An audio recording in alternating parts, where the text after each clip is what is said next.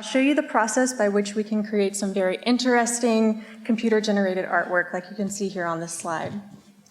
So at first glance, art and algorithms seem like very different domains. Art is aesthetic, whereas algorithms are logical.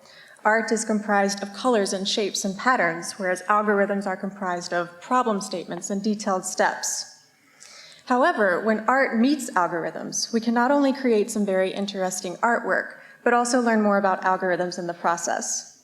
So in this talk, I'll describe the process for creating this sort of art and show you how you can create your own artwork using these techniques. So here on this first slide, I have a couple of examples of the computer-generated art that I'm talking about, and I made this myself using a program that I wrote a few years ago. And take a look at this Rubik's Cube here. It's a single line that never crosses over itself.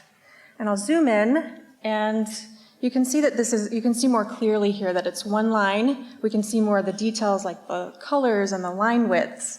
You can see how it sort of meanders around. And then when we zoom back out, we can see that this is a Rubik's Cube. And here's another example, slowly zooming out to see what this is. Does anyone know what this is? Yeah, exactly.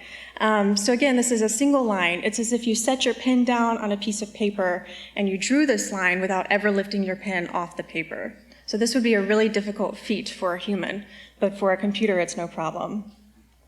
And here's another example. Does anyone know what this is? Yeah, Sistine Chapel. In this next example, I'm showing you the original image first, and then showing how it slowly transforms into the computer-generated version of this. Next example, here's the original image, and here it slowly transforms into the computer-generated version.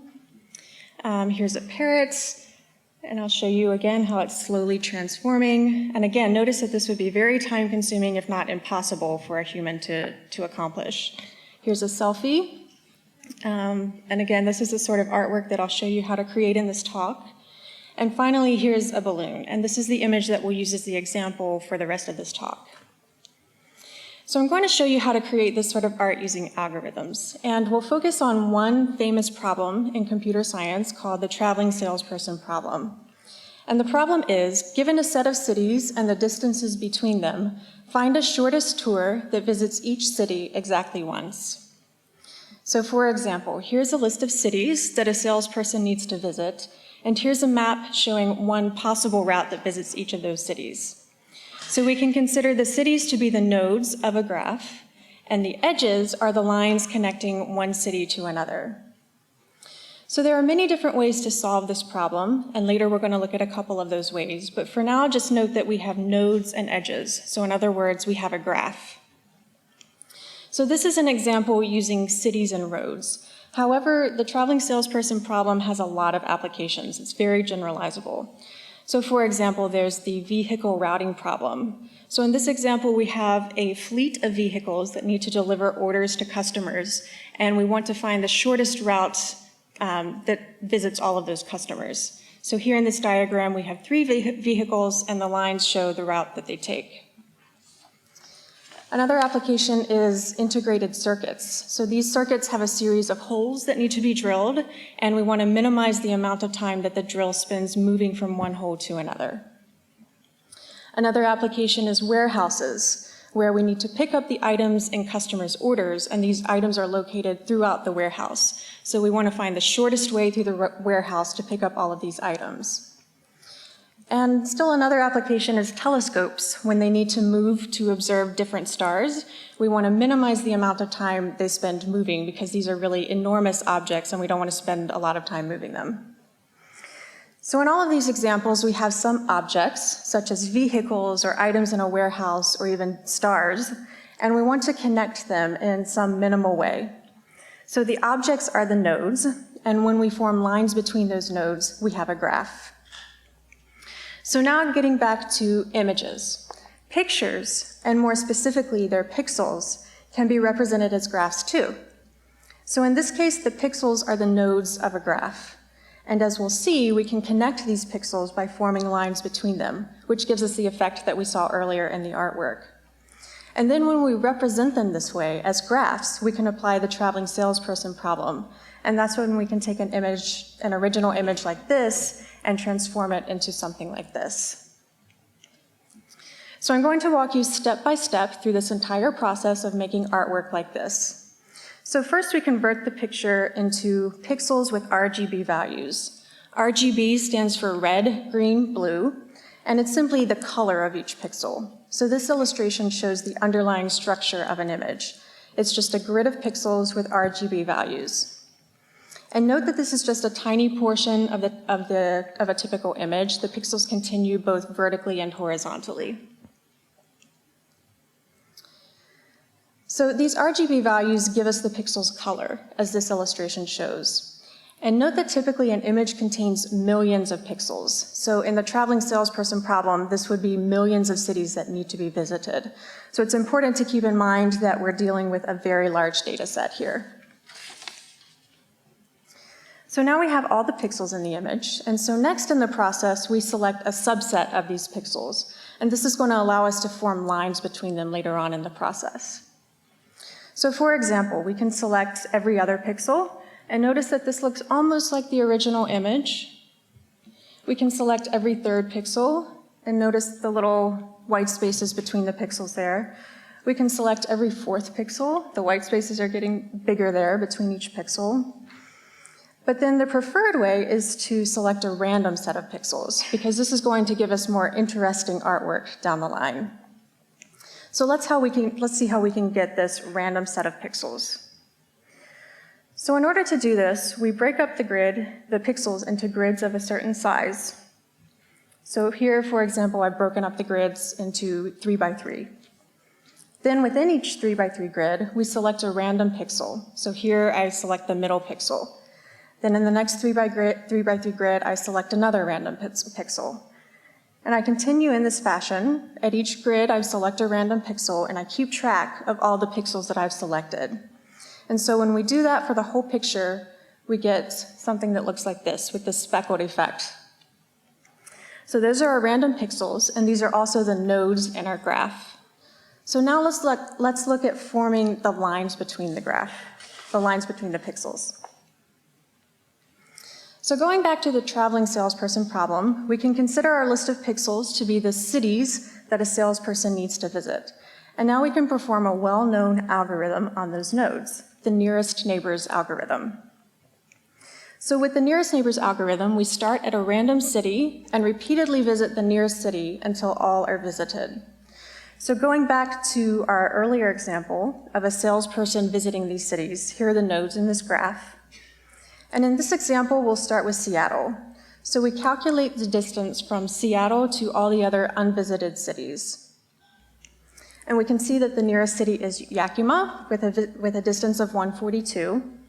And so we draw a line to connect Seattle to Yakima, and we mark Seattle as visited. Now we calculate the distance from Yakima to all the other unvisited cities. And we can see that the nearest is Richland with a distance of 77. So we draw a line connecting Yakima to Richland, and we mark Yakima as visited. And we continue in this fashion at each city, selecting the nearest city until they've all been visited. Then at the end, we draw a line from Portland back to Seattle, and this completes the tour and the nearest neighbors algorithm. So this algorithm is very intuitive. It's easy to code. It's really just a few lines of code. It's easy to reason about. There's not a lot of steps involved. However, it's not particularly efficient. Remember that at each city, we only look for the nearest city. So this can result in some long lines connecting one city to another. So for example, here we can see the long line from Spokane to Portland. So when we just apply this algorithm to an image, we get something that looks like this. And this isn't the effect that we're going for. Notice that there are some long lines that cross from one side all the way to the other side of the image. And this happens because nearest neighbors is a greedy algorithm. When we get near the end of the tour, all the nearest neighbors, all the closest pixels may have already been visited. So we have to keep expanding outward in order to find a pixel that hasn't been visited. And in the worst case, we might have to look all the way on the other side of the image. And that results in these long lines like you can see here in this image. So seeing the algorithm represented this way really helps us gain some insight into the nature of the algorithm. We can see at a glance that this is not optimal because we might have to travel long distances. So we need a way to remove those long lines, and which will also shorten the tour and also make the art more appealing. So the next step is to remove those long lines, and we can do this using an algorithm called 2-opt. The opt stands for optimization, and the 2 means that we'll be looking at 2 lines at a time. So in the 2-opt algorithm, we take an existing tour, like this tour that we've already created, and we gradually improve it. And to do this, we look at 2 lines at a time. We determine if they cross over each other, and if they do, we simply uncross them, which also shortens the tour. And we continue doing this until there are no more crosses. So let's look at an example. Here we can see the long line from Spokane to Portland. It crosses over another line. So the first thing we do is remove the 2 lines that cross each other. And notice that now we've broken the tour. We have 2 separate graphs now. So next we replace those 2 lines that we removed with 2 new lines that result in a shorter tour. And we repeat this process for every pair of lines in the image. We look at all pairs of edges, and if any pair creates a shorter tour, we replace two existing lines with 2 new lines. And after we do all that, we get a piece of art that looks like this, without any long lines, and the line never crosses over itself.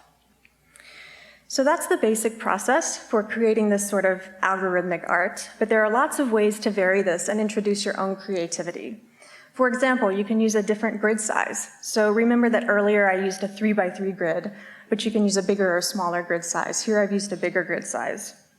You can darken or lighten the image. Here I've darkened it. You can use a different line width. So here I've used a very bold, thick line width. And moreover, TSP is not the only way to create art. We can also create beautiful art using fractal art algorithms, which have a really rich history and deep mathematics associated with them. So all of this is computer-generated, algorithmically generated. For some of it, it's hard to tell if it was a computer or a human did this, but it's all computer-generated. And it's really another way to create really beautiful computer-generated art. And fractals aren't only computer-generated, they also exist in nature. So here's an image of some frost that also has fractal patterns. So fractals are all around us. Another way to create computer-generated art is using Voronoi diagrams. These partition a picture into graphs into regions of different sizes, and this creates the effect you can see here with this image of a dog, and here going back to the Mona Lisa again, here in a completely different rendering.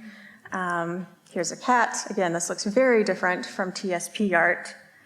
There's also Voronoi furniture, so you can design some of this if you really want to get deep into it. There's Voronoi shoes. There's Voronoi architecture, such as a stairwell, a doorway. There's entire buildings with Voronoi patterns.